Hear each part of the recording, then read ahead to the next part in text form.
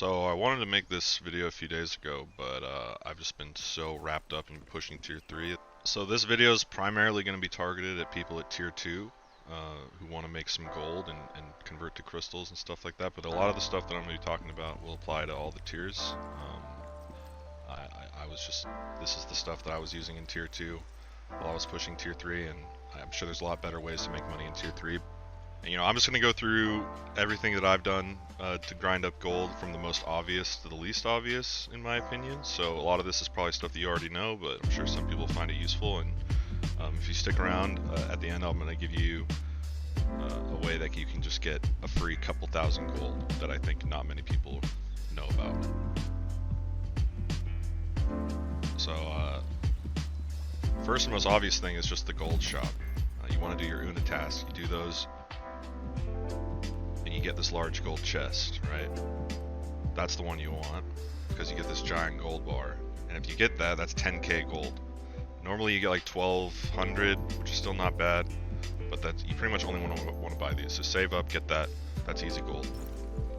Next thing is just your gear that you get from Chaos Dungeons, especially in tier 2. You can choose to dismantle these for the resources, but I would recommend selling these on the market. They can, sometimes it's only for 7 or 8 gold, but it adds up, and occasionally the market's going to dry up and you can actually make decent money, because people need these pieces to upgrade their tier 1 gear to go without wasting mats. So people are going to want to buy these for alts and stuff like that. And I've actually managed to sell certain pieces late at night for hundreds of gold.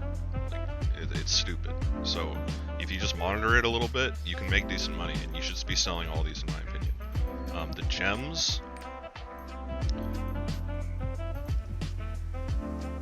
tier 2 gems are pretty hard to move overall, but you should still try to sell them. There's not a lot else to do with them. Don't waste your silver upgrading these things, because you're just going to replace them in tier 3. It's not worth trying to upgrade beyond even level 3, I would say, and you get some of those for free from some chests and stuff. You can re-roll them a little bit, but I wouldn't spend too much silver doing that. The next thing is the Chaos Gates. You should be doing these every day that they're available. You can do them once a day, and you'll get a guaranteed blue map drop from doing them, as well as some rift shards that you can trade in for other maps. But the blue map that you'll guaranteed get, you should then immediately group up with 3 other people after you do your rift gate, because you'll do 4 maps. All the maps from those are tradable, and they can be good money. And you also have a chance to get an even higher tier map that can be a lot of money. That's actually how I made a decent chunk of change, because I just got lucky. And a lot of this stuff is going to come down to luck. As far as accessories go, you can sell these. They're just kind of hard to move, and you kind of have to know what to look for. And luckily, it really isn't as complicated as you might think. It really comes down to the 3 stats: specialization, crit, and swiftness. If they have a combination of either of those 3 on a necklace, it's probably valuable regardless of the tripods it has on it. And then as far as tripods come down, there's really only a handful that everyone is trying to use in one way or another. There's a few exceptions, but for the most part, you only have to look out for a few. I made a spreadsheet that I'm going to show you guys that can help you a little bit. This is basically just pulled from the max roll guides, and so it's just can give you you can pause the video on this or whatever, and just can give you a decent understanding of what people are going to be targeting, at least in the earlier tiers, probably in the later tiers too. But you'll see that a lot of these engravings are common amongst all these classes, so you'll kind of just get a feel, and you can slowly sell these things. Sometime, what price you put them at, it's hard to say. Sometimes they'll sell for, a good one will sell for 100 gold, 50 gold.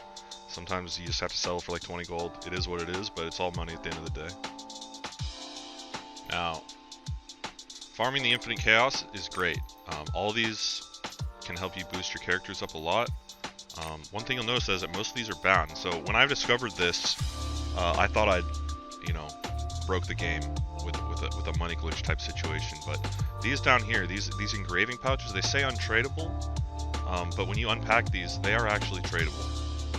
And these class engravings are some of the most valuable engraving books you can get, and so you can farm out 20 of these, and then sell them. And so it's pretty easy to figure out which one's the most expensive on the market, and then you can just sell those and make a couple thousand gold easily. And if you're short some of your own class, you can buy them afterwards, because yours are probably not the most expensive. And if they are, then you can use some if you want, but this is easily a 3 to 4 or 5k gold depending on your server's prices. If you sell 20 of the top engravings, so that's an easy boost, and I recommend anyone do that. Anyway, that's kind of the best gold making methods I've had so far. Let me know if you got some better ones. You know, everything's useful. I hope this helps some people out and get some crystals in before they're 2,000 gold a pop or whatever people say they're going to be. So, hope you're enjoying the game as much as I am. Have a good one.